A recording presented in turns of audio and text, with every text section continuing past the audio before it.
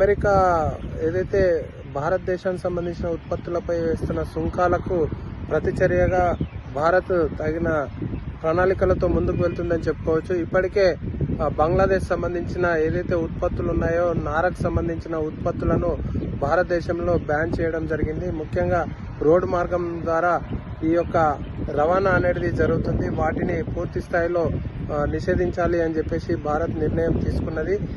అంతేకాకుండా భారతదేశంలో భారతీయులందరూ కూడా అమెరికా ఉత్పత్తులను నిషేధించాలని చెప్పేసి భారతీయులందరూ కూడా సోషల్ మీడియాలో ప్రచారం చేస్తూ ఉన్నారు. ప్రధానంగా ఈ యొక్క చర్యలు చేపడితే మాత్రము అమెరికాకు సంబంధించిన ప్రధాన కంపెనీలు ఏదైతే KFC కానీ, అమెజాన్ కానీ, డొమినోస్ కానీ ఇట్లాంటి వీటితో పాటు అమెజాన్ తదితర కంపెనీలకు భారీ ఎత్తున నష్టం వాటిల్లే ప్రమాదం కనిపిస్తూ ఉన్నది.